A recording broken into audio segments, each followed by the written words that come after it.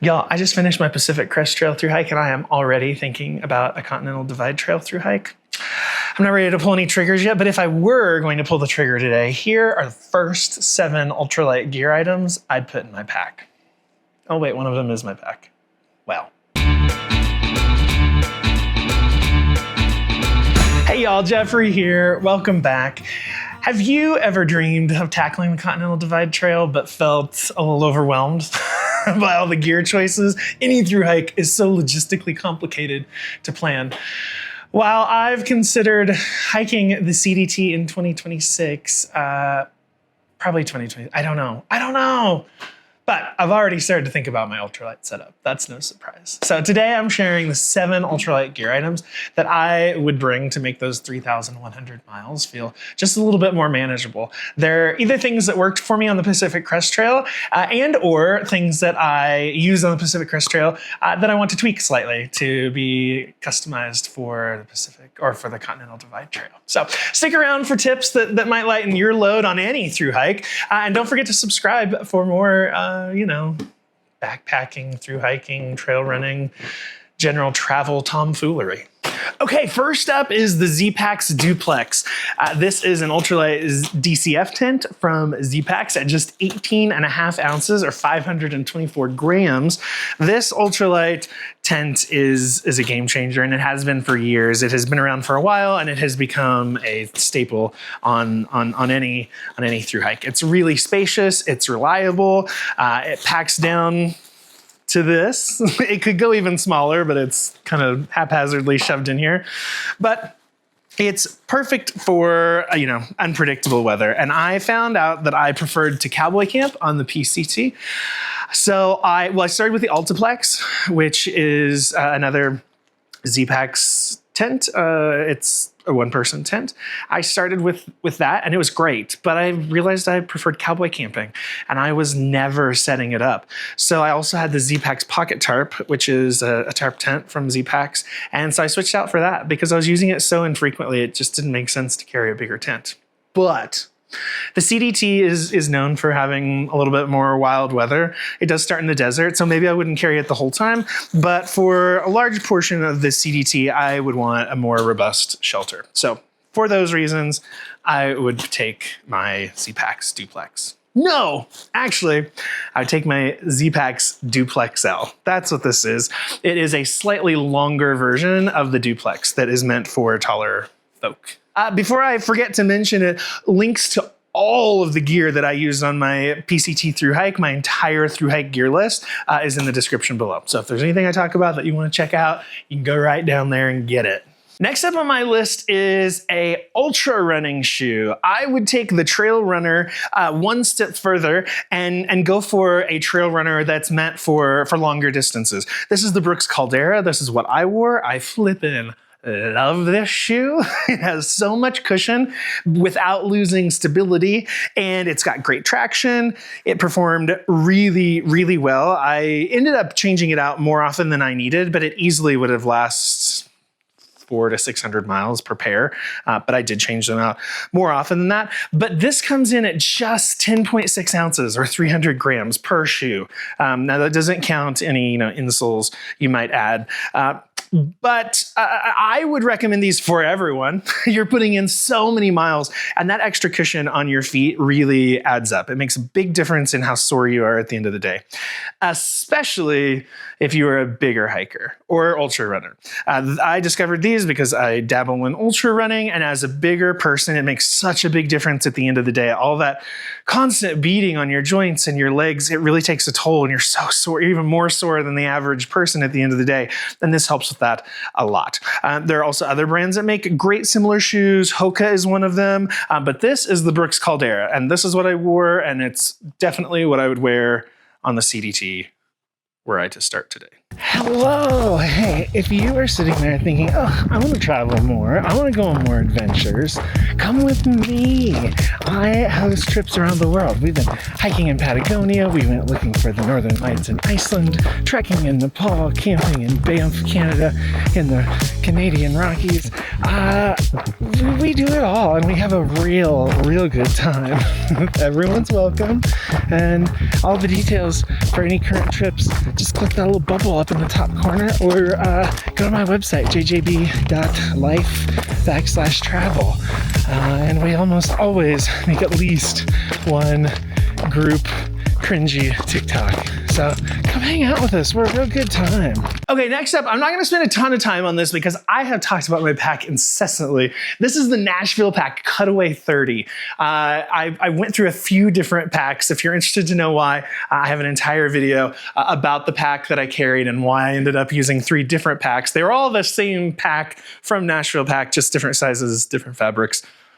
That's a whole other story. But there's a few things that I love about the Nashville Pack and why I will keep using it. Number one, and what made me discover Nashville Pack are I gotta take it down so you can see. The running vest style straps. I, again, come from a trail running background, and I just like these. I like thicker straps with more support.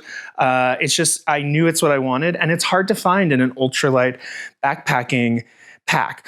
But that is the first thing that drew me to this pack. The second thing is its modular design. These straps, you purchase them separate from the body, as well as all of the other accessories, the hip belt and other things. You purchase them once, and then you purchase the body separately, and they all work together. So I have 3 Nashville Pack bodies, but only one set of straps, because that's all you need. So especially if you're someone who wants to have more than one size, Nashville Pack is great because, again, you end up saving money because you're buying a new pack body, but you're not paying for the straps and all the accessories that come with it. So anyway, this is the Nashville Pack. It comes in, I think, just under 18 ounces for this one. Don't quote me on that. This is the Alula fabric. I also tried one in DCF, and then I also tried another one in DCF in a smaller size, which was way too small. But you can get the link to it in the description below. One second, I gotta get this back up there. It's kind of complicated. Okay, next up is my quilt. I used the Enlightened Equipment Revelation quilt. I am a quilt guy. If you're not familiar with quilts, they're just like sleeping bags, but they have the ability to completely unzip and turn into a blanket. And they do not typically have the ability to zip all the way up. The reasoning behind these, it's too much for this video, but there are reasons. But I just think they're more comfortable. I think I can control my body temperature more. If anything, I tend to get too hot in sleeping bags. I have woken up way more often just covered in sweat because I got too hot in the middle of the night than I have, woken up because I was cold. So I really like having the ability to have it open. I feel like I can control the temperature so much better. So I did a custom one, but you could also do a pre-made one. It has a down fill, and I couldn't be happier. It couldn't have been better. This is the it's in the gear list. I think it's the 0 degree. I'm not 100% sure. I think it's the 0 degree. One thing I'll mention about down is that because it's down, I've paired it with the Enlightened Equipment synthetic insulated puffy jacket. The reason being that down loses its insulating properties when it's wet. So if for some reason all of my gear were to get wet, I know that puffy, which is synthetic and does retain some of its insulating properties when wet, I know that I still have at least one layer that can keep me warm.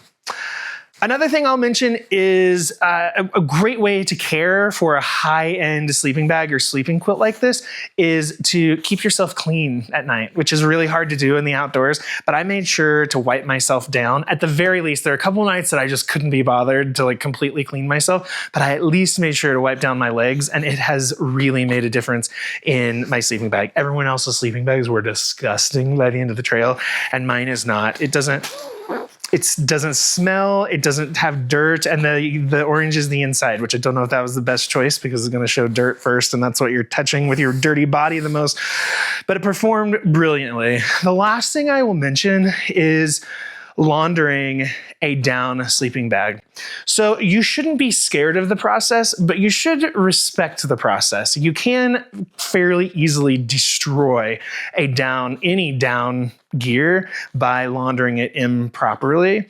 And so the first thing is make sure you launder it properly to begin with. But the second thing is this Enlightened equipment, for instance, has a warranty, but that warranty is voided if you wash it in a washing machine. I'm going to make another video and dive into it deeper, but you should never wash a down sleeping bag in a top-loading washing machine. It can get caught and ripped on the middle thing. General advice is to wash them in a front-loading washing machine, but that does still have some of the same risks, and that is why companies like Enlightened Equipment, it actually voids the warranty if you use a washing machine. It has to be hand-washed. Now, that being said, it's not difficult. It really isn't. You should respect it. You should make sure you are purposeful and don't do it haphazardly, because you can absolutely destroy your sleeping bag, but it's not difficult. It just takes a little bit of time, and you just need to follow the instructions.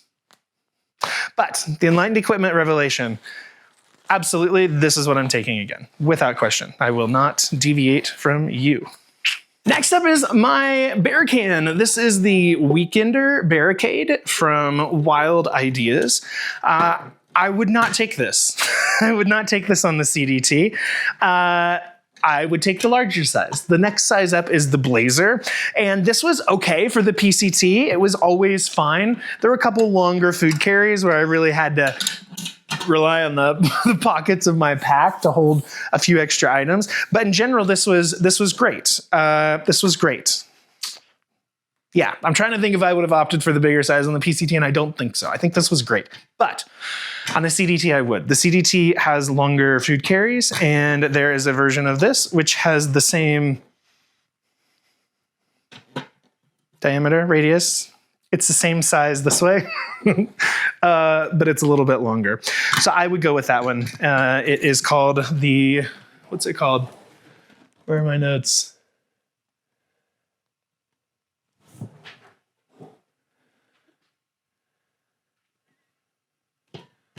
The Blazer. So again, this is the Weekender, and I would not take this. I would take the size up, which is the Blazer. Otherwise, real big fan. Oh, and hot tip. This is just some reflective tape that I put on here. And the reason is, if a bear or critter does mess with your food in the middle of the night, they're probably not going to get into it if you've stored it properly, but they'll probably push it around, and it can be hard to find. So a little reflective tape just makes it easier to find in the dark.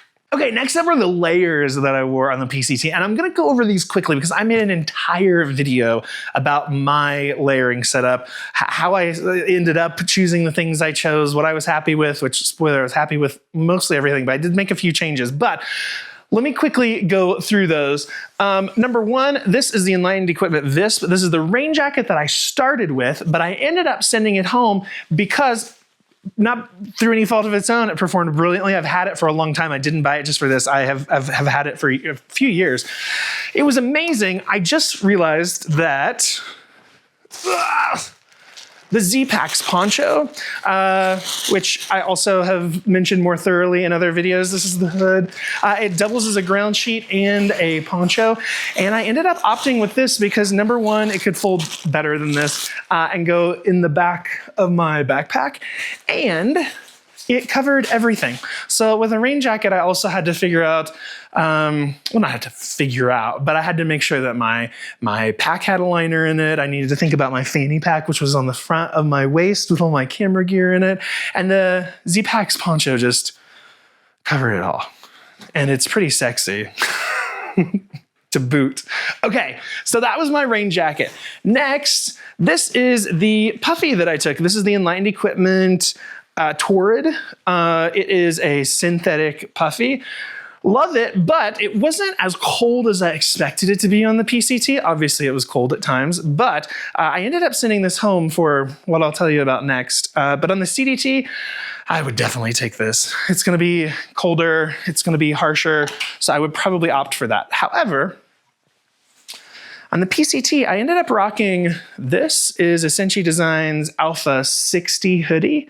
If you can see the texture, it provides a really disproportionate amount of warmth for how really, really ridiculously lightweight it is.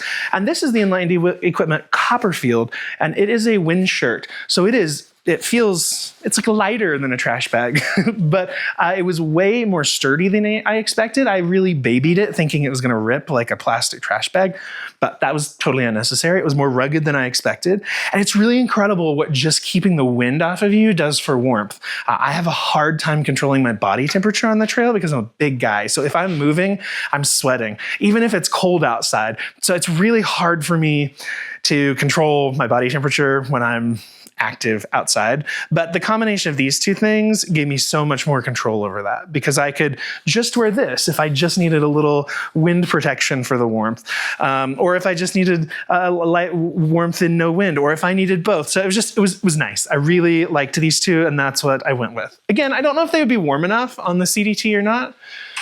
Maybe for portions, maybe I would mail my puffy just for the non-desertous sections. I don't know. Okay, next up is the Outdoor Research Echo hoodie. This is a sun shirt, and I loved it. It has a little bit of wear. You can see there's one hole here on the sleeve. The sleeves have some wear in general. It's because I would use them to push through bushes and whatnot. But this is ridiculously ultralight. I don't know if it's the very lightest, but it's one of the very lightest sun hoodies. I also like that it has this, so it comes up a bit, which is nice to protect you here. And I also like that it has thumb holes on the sleeves. So it hooks around your thumbs and gives you just it pulls the fabric just a little bit further down your hands. You can wear sun gloves if you want. That is one of the things that surprised me most on the PCT is my hands sunburning, because they're I had hiking poles, especially right here. This burnt so bad multiple times, but I'm really tough, so don't worry about it. Okay, last but not least, these are the Genesis Sandals from Xero. It's spelled Xero. These are popular ultralight camp shoes. This is what I brought. There are other more ultralight camp shoe options that are some that are just kind of like plastic and string. And those are great, but I've tried those. And while they're great and super ultralight, they were also pretty flimsy. They weren't very durable, which is, an unfortunate side effect of a lot of this ultralight stuff. But these came in at 4.6 ounces, and they have so much. You can see there's a little bit of wear on the sole from me wearing them in town and walking on concrete and stuff. And I'm sure around camp some too, but they still have so much life left in them. They're just flat rubber, super, super simple. I didn't take my shoes off for river crossings. I don't know if they would be sturdy enough for that. Small, non-violent river crossings for sure. But I would be worried they might get swept off. They're secure at camp, but I don't know if I'd feel like they were secure on my feet in the water. But they're amazing at camp. They were great in town. And, God forbid, if you had to, you could, I guess, wear them down the trail for a little bit. But Xero Genesis sandal, big fan. Okay, there you have it. Those are my 7 ultralight gear essentials that I am going to take on the CDT. These pieces of gear will help me keep my pack light, my hike fun, and my body mostly sane. You can review all of my Thru-hiking gear lists at the link in the description below. There's links to everything I've mentioned today, as well as everything else that I took on my PCT Thru-hike.